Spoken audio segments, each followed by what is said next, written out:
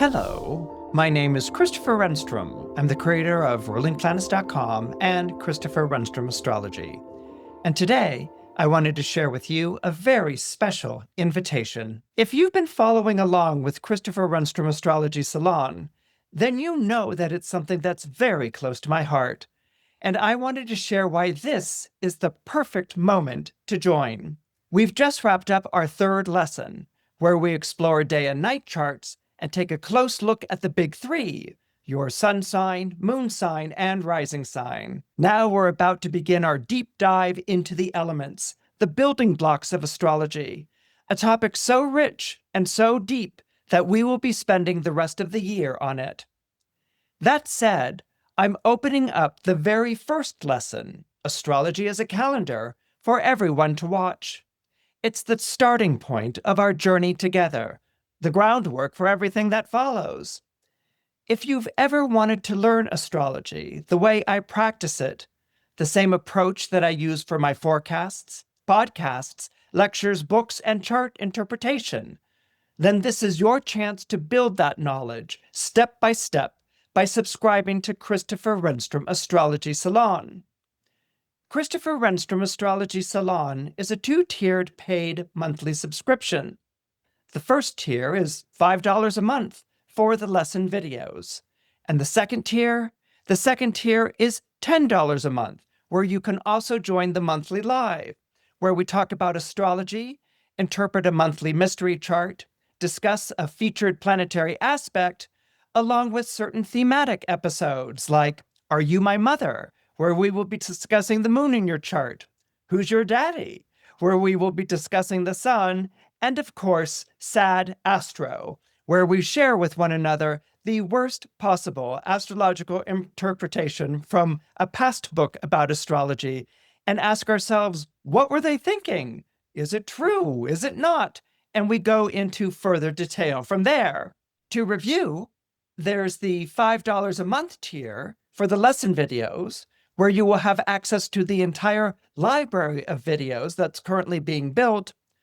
Or there's the $10 a month tier, where you get the lesson videos and the Christopher Renstrom Astrology Salon live. This is the best way to support my work here on Christopher Renstrom Astrology, as well as to learn astrology and how to practice it.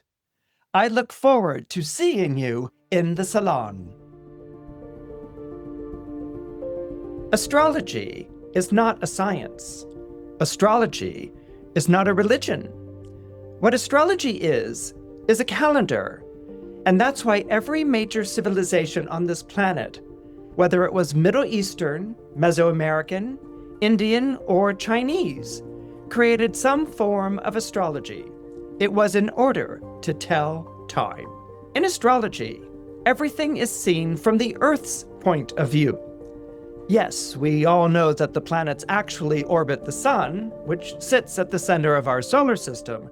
However, in astrology, the horoscope is set up to show that the planets orbit us. It's not such a far-fetched concept when you consider how the sun rises in the east, travels across the sky during the day, and then sets at night. Don't we still tell time according to where the sun is in the sky? Isn't the quality of heat and light at 6 in the morning different from 2 o'clock in the afternoon, or 5:30 in the evening, or 11 o'clock at night?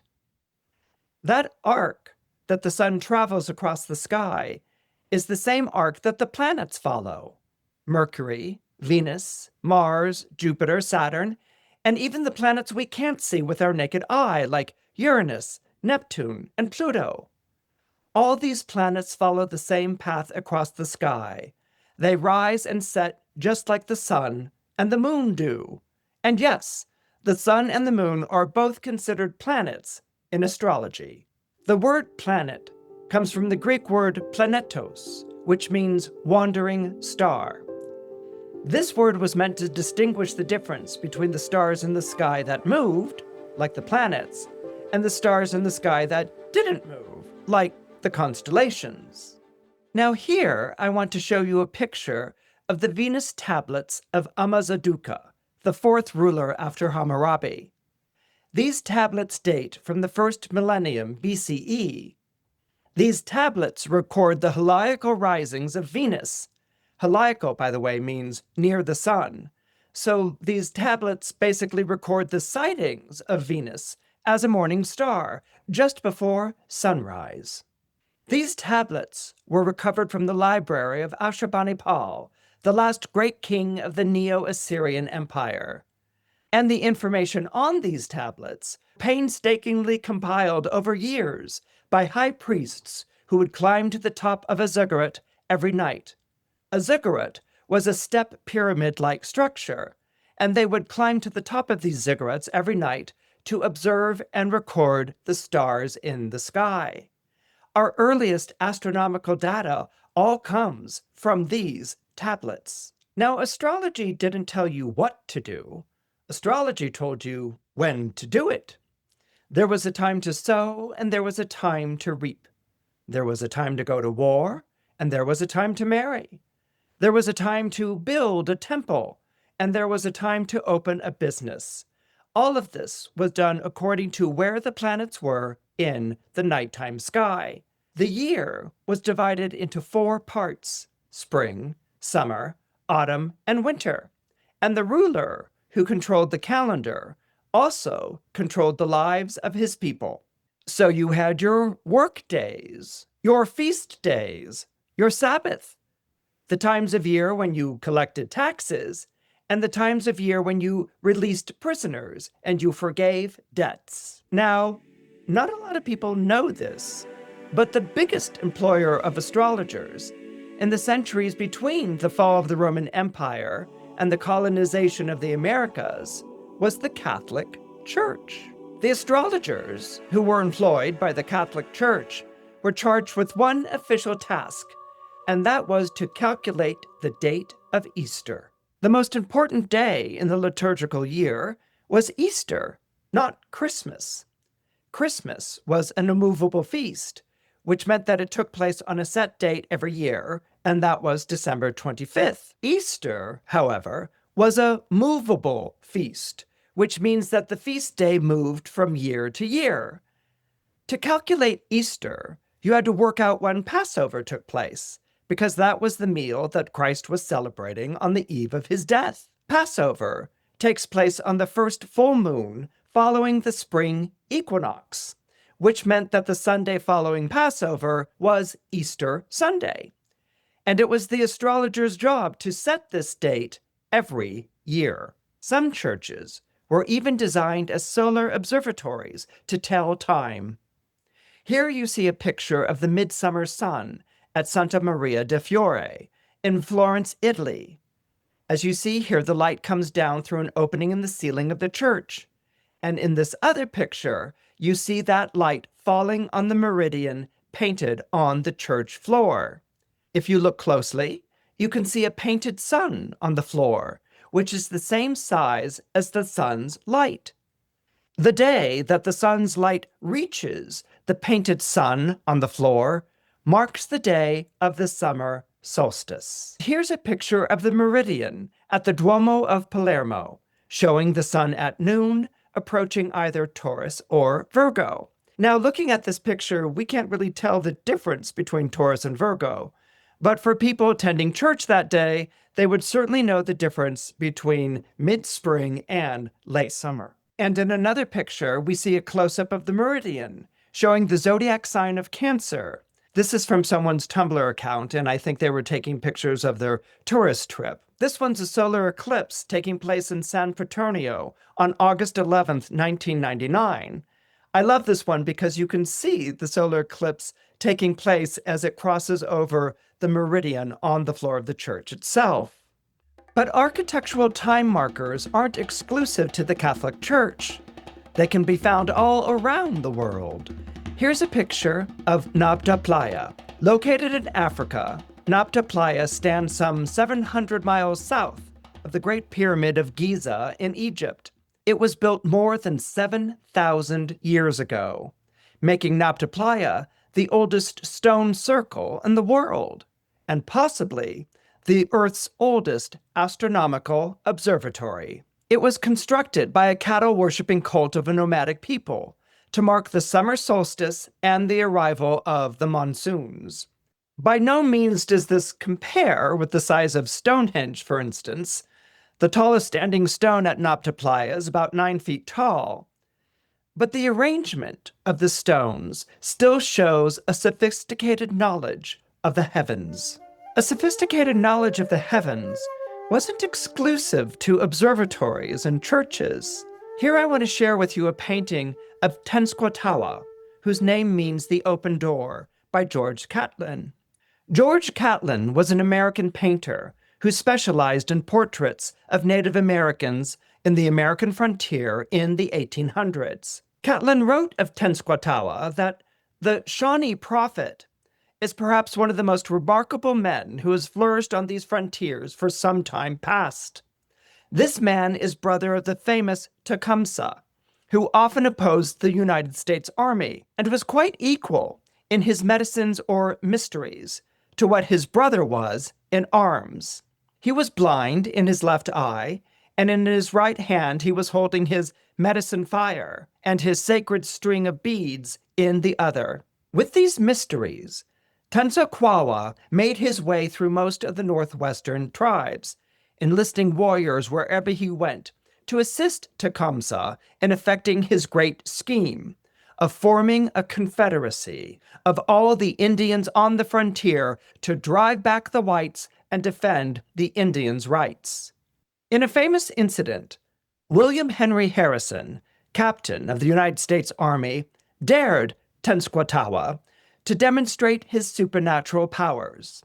And Tenskwatawa did, by announcing the date of an upcoming eclipse. The eclipse took place on June 16, 1806, just as Tenskwatawa prophesied. The captain was humbled. Nevertheless, Harrison continued his persecution of the Shawnees, and in response, Tenskwatawa cursed the Great White Fathers.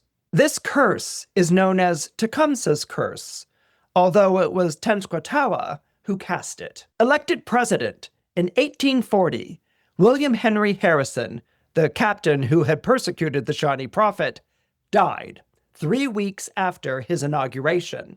And for every 20 years afterward, every U.S. president elected in a 0 year has died in office. There was William Henry Harrison, elected in 1840, Abraham Lincoln, elected in 1860, James Garfield, elected in 1880, William McKinley, elected in 1900, Warren Harding, elected in 1920, Franklin D. Roosevelt, elected in 1940, John F. Kennedy, elected in 1960. But it was Ronald Reagan, who was elected in 1980, who broke the trend by surviving an assassination attempt.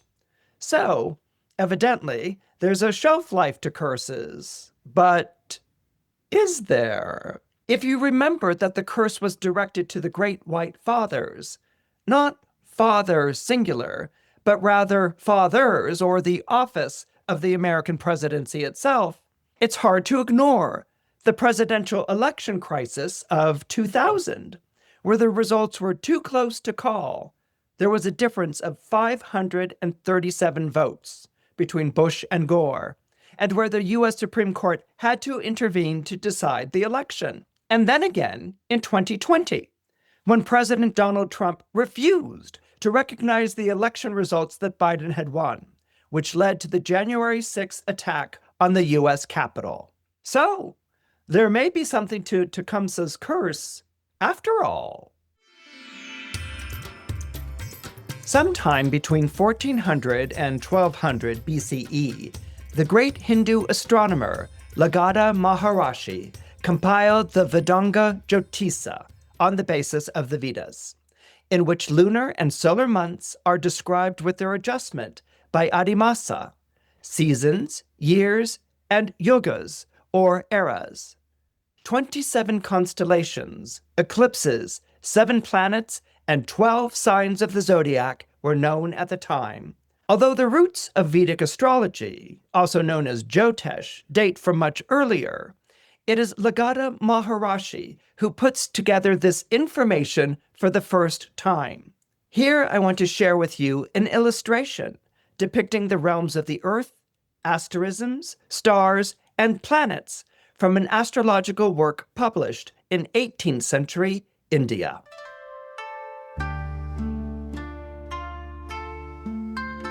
This is a hand scroll depicting the 5 planets and the 28 lunar mansions. It is from the Northern Song dynasty, 960 to 1126. It combines Western astrology with Taoist and Buddhist images. You can see the scales of Libra and the goat head of Capricorn, along with the arrows of the archer and the claws of the scorpion, incorporated into some of these figures. This interaction between East and West is the result of travel and trade on the Silk routes, allowing Hellenistic astrology to mix with Chinese and Japanese astrology, and vice versa. Now let's talk a little bit about the lower part of the scroll, which depicts the lunar mansions. It was believed that when a planet entered a lunar mansion that someone was born under, known as a destiny mansion, then that person was supposed to recite certain scriptures, mantras, sacred syllables that employed the divine energy of a god, wear colors that were ruled by the planet, like red for Mars or silver for the moon, and make offerings to its deity. One method even instructed the practitioner to paint an image of the planet to be hung around the neck until the planet leaves the lunar mansion, and then the image was to be burned. The Chinese zodiac is not the same as Chinese astrology. The Chinese zodiac doesn't correspond to any constellations. The Chinese zodiac consists of 12 animals that first appeared in the Zhongguo period, 5th century BCE, officially identified during the Han Dynasty, 206 BC to 9 CE. The zodiac became a popular way to determine a person's birth year. The zodiac is calculated by a cycle of 60 years, in which every animal signifies a different year. Each of the 12 animals stands for a 12-year cycle. It also stands for a day in a 12-year cycle and for every 2 hours in a 24-hour day. So, you can have someone born in the year of the pig, on the day of the dragon, and in the hour of the rat. That's how complex the Chinese zodiac is. And here we have an image of Myokin, the Buddhist deity of the North Star, or Polaris. Polaris serves as a natural compass in the northern hemisphere. It's located very close to the North Celestial Pole, making it appear stationary in the sky while other stars rotate around it. By finding Polaris, you can determine which way is north, and by extension, east, west, and south. Japan imported China's yin-yang divination and feng shui practices in the 6th century, including astrological lore surrounding star groupings like the 7 Big Dipper stars, the 9 luminaries, the 28 lunar mansions, and the 36 animals, or decans. Myokin rides atop a dragon, or in some versions it's a turtle. Both the dragon and the turtle were associated with the north. Myokin has 4 arms. In his upraised hands, he holds the sun in one hand and the moon in the other. And in his lower hands, he holds a pen and paper, where he notes the good and evil deeds of humankind. Now, can you think of anyone else associated with the North Pole who keeps a list of who's been naughty or nice? Navigators on land and sea use the Big Dipper as a compass, and subsequently Myokin blessed safe voyages and was prayed to by many for guidance. And here is an Islamic miniature entitled Man and the Macrocosm.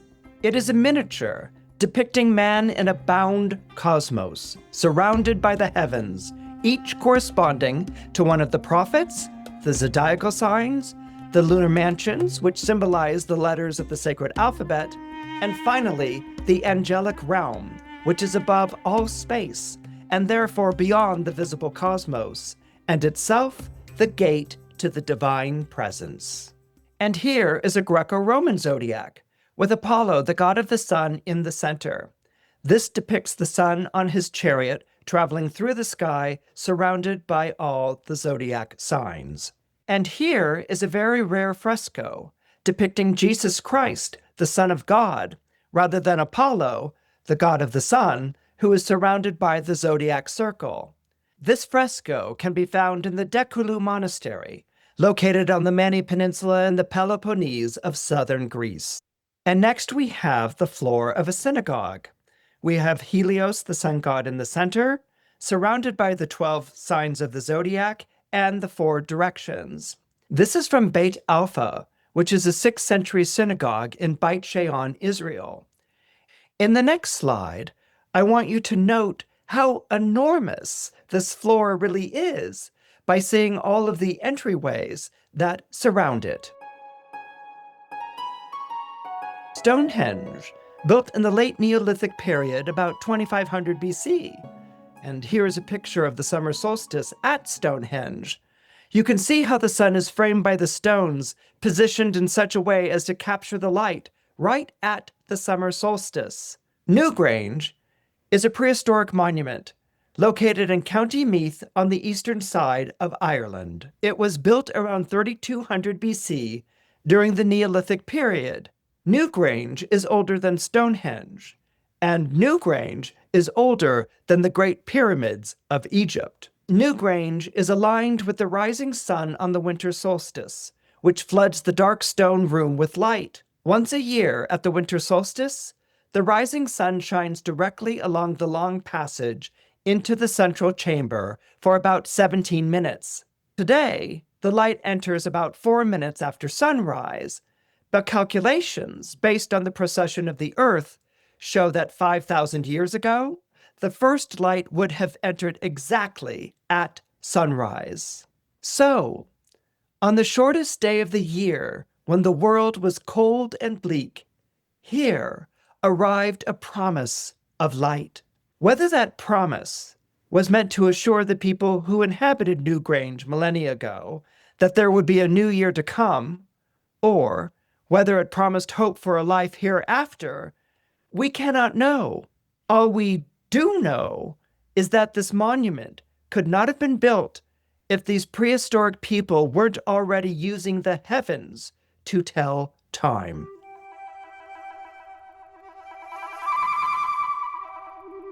And here's a picture of the Temple of Kukulkan. The Temple of Kukulkan is a Mesoamerican step pyramid.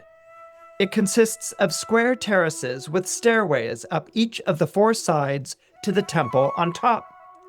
Sculptures of plumed serpents run down the sides of the northern balustrade. During the spring and autumn equinoxes, the late afternoon sun strikes off the northwest corner of the pyramid and casts a series of triangular shadows against the northern balustrade, which some believe creates the illusion of a feathered serpent crawling down the pyramid. Each of the pyramid's 4 sides has 91 steps, which, when added together, and including the temple platform on top as the final step, produces a total of 365 steps for every day of the year. Astrology was never about superstition and fear. If anything, astrology was created to counteract superstition and fear. Understanding that the phases of the moon added up to a month, that the 4 seasons, wherein the sun rose in the spring, peaked in the summer, set in the autumn, and grew distant in winter, could be measured in 365 days, and that the planets themselves always returned without fail to the place in the sky where they were first spotted, gave humankind a sense of continuity and stability. The regular orbit of the heavenly bodies was reassurance that there truly was an order to things, and that life wasn't random or chaotic. This is why the symbols of the zodiac can be found in churches, synagogues, temples, as well as government buildings throughout America, Europe, and Asia. They're not there for decoration or to ward off evil spirits. They're there to remind us that we all live in time. And it doesn't matter how you clock it, zone it, lapse it, or extend it. Time transcends all sciences, religions, economies, and cultures. Everything rises, peaks, falls, and dies away. But the story of how it does that in time and what happens along the way is as diverse and singular as each life born into this world. I hope you enjoyed this latest episode, recorded exclusively for subscribers to the Christopher Renstrom Astrology Salon. I'm so grateful that you could join me this month. Meanwhile, don't forget, our members' live stream happens once a month on Saturdays. You'll find the link in the description below with all the details. And if you click the bell, you'll even get a reminder so you don't miss it. Until next time, take good care, and thank you again for being a part of Christopher Renstrom Astrology Salon.